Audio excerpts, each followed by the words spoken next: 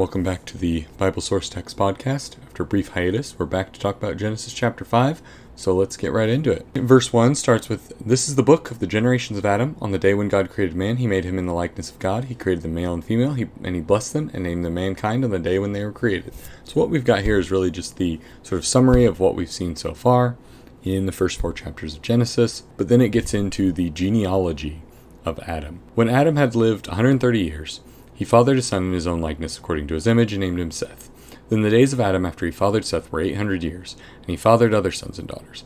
So all the days that Adam lived were 930 years, and he died. So first it uses this language of the son in his own likeness according to his image, very similar language to what earlier chapters of Genesis used to talk about God creating mankind. It references him having other sons and daughters, but that's not really expounded on. We're going to trace the lineage of Seth here. The lineage focuses on one child because that's the bloodline through which we get to Israel, and the author wants to get to Israel here. Scholars have often talked about, Adam living 930 years, with some scholars saying these were 930 literal years. Some have argued that this was some sort of like half year or month, which is still a very long-lived individual.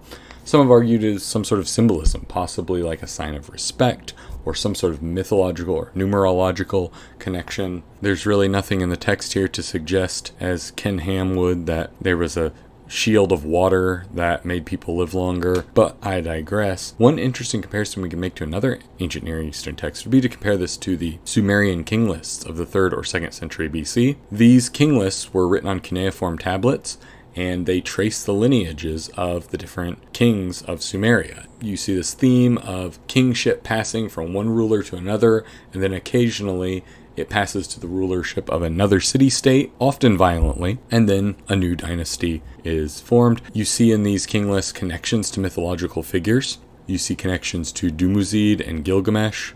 You see members of different professions rising to kinghood. Tavern keepers and fishermen. A lot of these king lists, the lineages are politically motivated. They're connected to what was going on in the 3rd and 2nd century.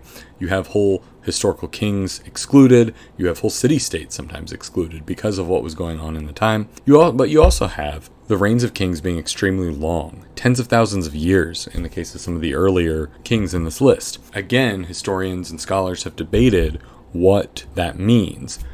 Some of these reigns of these kings are actually divisible by numbers like 3,600 or 600 or 60. Those numbers were kind of round numbers in Sumerian culture.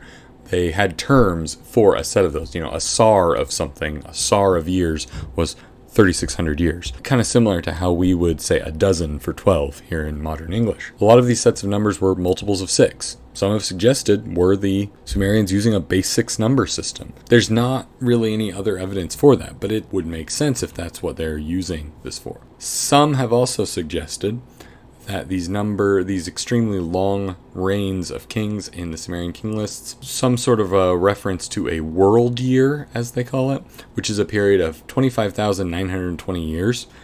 Many of these reigns of these kings were divisible by numbers close to that. The world year being the amount of time it takes for the sun at the equinox to proceed through all signs of the zodiac.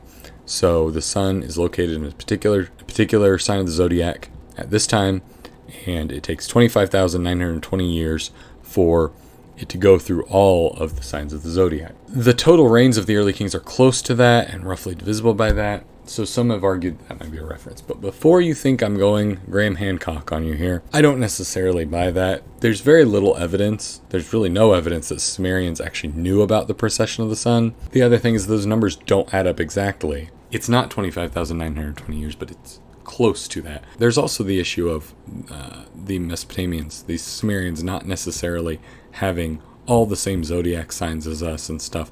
We get our zodiac from the Greeks. Some have suggested that these king lists are sort of creating myths out of real kings, sort of turning them into mythological figures by giving them these extremely long reigns and even, in some cases, declaring them to have been deified. We also see later kings, ones that were more recent to the authors, growing shorter. You do see Gilgamesh listed here. There is an early king who is named Dudu. Yes, funny. You can see how mature I am by even pointing out that that's funny. That was actually a title for the god Marduk, and it's not clear if Marduk is being said to have actually reigned over the city-state, which we see in some other ancient king lists, or if it's that this title for Marduk had become a proper name as well. Another interesting figure we see in this king list is Kugbao, who is a female king, not to be confused with a queen. We're using the terms king and queen here, but without quite the same cultural connotations. The king was the actual ruler, and this was a female king. The queen was just the king's wife. Many kings had multiple wives, multiple queens. We're talking about a female king who actually built a city. She's listed as being a wine cellar or a tavern keeper, depending on which translation you want to use, but she's notable that she's the only woman in this entire king list.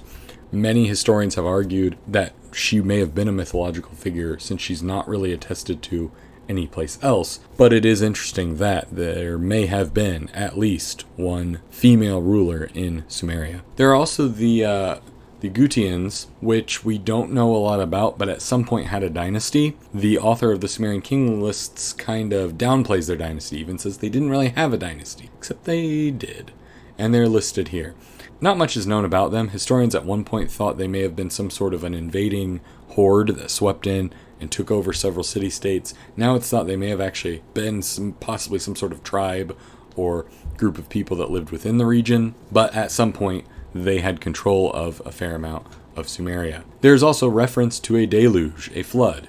Keep that in mind for later when we talk about Genesis chapters 6 through 10, but references to a great flood are found throughout Mesopotamian mythology. Sort of going back to this idea that of who the king was, what the king was, we have sort of an idea in our heads as modern English speakers. When we hear the word king, we tend to think sort of medieval kings. King in Mesopotamia was closer in concept, I think, to the Egyptian pharaoh, which again we often just think of as a king.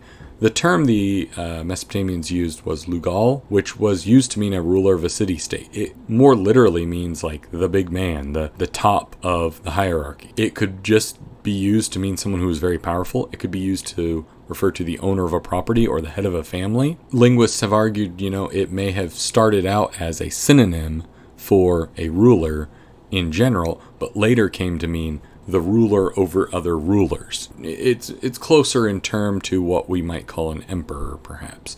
The idea was that all the city-states had one ruler, one person in charge, but there would, when a ruler of a city-state became powerful enough to rule over the others, he became the lugal.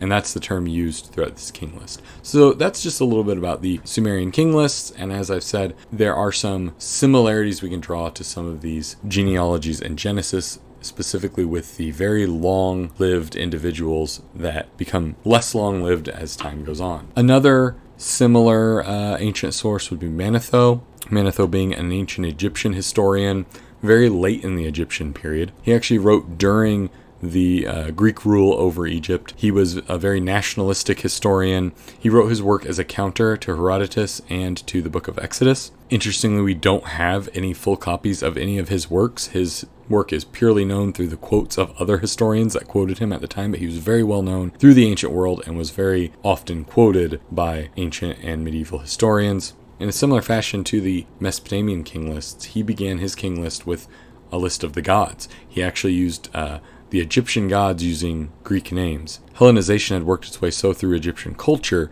that there were actually like standard Greek translations of Egyptian gods. So even though Manetho was very, nationalistic, wanting to tell the story of Egypt, he had nonetheless been influenced by the Greeks and was using sort of the standard Greek names of the Egyptian gods. After he works his way through a dynasty of Egyptian gods, he gets into historical pharaohs, starting with Menes or Narmer, if you like, and then going on through the lists of various pharaohs, many of whom are known to have been historical figures. Back to the text of Scripture.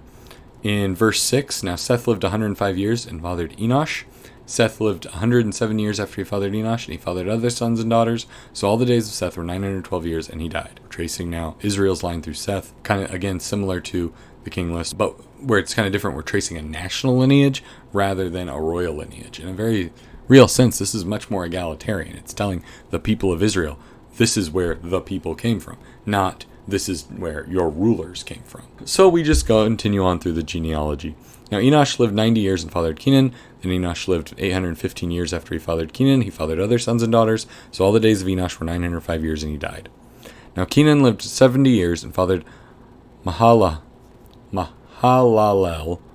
Always mess that one out. Then Kenan lived 840 years after he fathered Mahalalel. He fathered other sons and daughters. So all the days of Kenan were 910 years, and he died. Now Mahalalel lived 65 years and fathered Jared. Then Mahalalel lived 830 years after he fathered Jared. He fathered other sons and daughters. So all the days of Mahalalel were 895 years, and he died. Now Jared lived 162 years. He fathered Enoch. Then Jared lived 800 years. After he fathered Enoch, he fathered other sons and daughters. So all the days of Jared were 962 years, and he died. Now Enoch lived 65 years and fathered Methuselah. Now Enoch walked with God 300 years. After he fathered Methuselah, he fathered other sons and daughters. So all the days of Enoch were 365 years.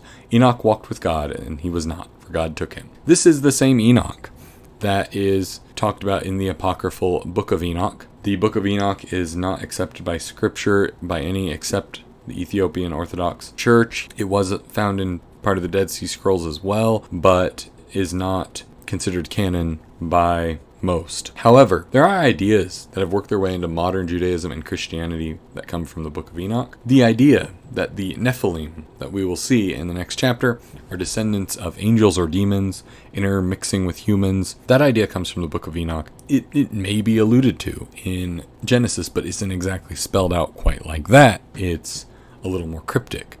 The idea that Enoch was just taken directly to heaven, that is an idea that, again, is kind of cryptically alluded to here when saying that Enoch walked with God and then he was not, for God took him, but the details aren't really given.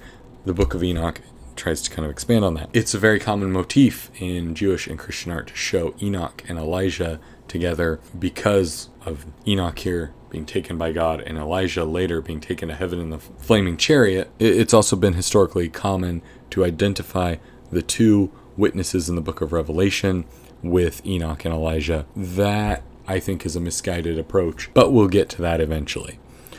It is worth pointing out the book of Enoch is quoted in the New Testament. The book of Jude actually quotes. In Jude 14 and 15, that is a direct quote. Behold, the Lord has come with many thousands of his holy ones to execute judgment upon all and to convict all the ungodly of all their ungodly deeds which they have done in an ungodly way and of all the harsh things which ungodly sinners have spoken against him. That is from the book of Enoch. Now Methuselah lived 187 years and fathered Lamech. And Methuselah lived 782 years after he fathered Lamech, and he fathered other sons and daughters, so all the days of Methuselah were 969 years, and he died. Fun little trivia fact for you, that is the oldest person in the Bible, Methuselah at 969 years. Now Lamech lived 182 years and fathered a son, and he named him Noah, saying, This one will give us comfort from our work, and from the hard labor of our hands caused by the ground which the Lord has cursed. You've got a call back there to Eden, God cursing the ground. Noah means comfort. Then Lamech lived 595 years after he fathered Noah, and he fathered other sons and daughters, so all the days of Lamech were 777 years, and he died. Some scholars have pointed out similarities in this text to Cain's lineage. There are a lot of similar names, like Lamech, but they're also not, they're in a different order. They're not in the same order. And also some of the names are not the same. Some have looked at these years and the orders of the names and tried to find sort of numerological meaning to them. I'm always hesitant to engage in numerology. I'm old enough to remember the Bible code and all that nonsense. So when you start getting into things like that, I tend to try to shy away from that. At the same time, there is numerology, like in the sense of numbers having meaning, that is found throughout the Bible. You know, the number 7 is a common motif to represent sort of like completeness. 12 is a number that's repeated throughout the Bible. And so it's definitely possible that there could be some sort of numerology going on here, some sort of meaning to the numbers being here. You know, the total length of all these ages from Adam to Moses, if you add up everybody's ages, is 12,600 years. If you take 12,600 days and add it up on the Jewish calendar, that's 35 years. There was a text referred to as the War Scroll, found as part of the Dead Sea Scrolls, that talks about the forces of righteousness and the forces of evil going to war for 35 years. So all of these numbers having this connection sort of starts to get to where, you know, were they trying to allude to different sources? Were they making allusions that the reader at the time would have gotten and they wouldn't have needed to explain and just gets lost on us modern audiences? A very similar number, 1260, is used in the book of Revelation. And again, it's worth pointing out all these numbers are divisible by 6, similar to what we saw in the Sumerian king lists. The final verse of the chapter is, now after Noah was 500 years old, Noah fathered Shem, Ham, and Japheth. So we're setting up here, introducing what's going to come in the next 4 chapters, which is story of Noah's Ark and the flood. We're going to continue to trace this lineage through Noah's son Shem, which is where the nation of Israel is going to come from. All right, thank you for joining me to talk about Genesis chapter 5. Hopefully the next episode will not take so long to come out, and hopefully we'll be able to move through the next several chapters a little quicker to make that up. Thank you, and see you next time.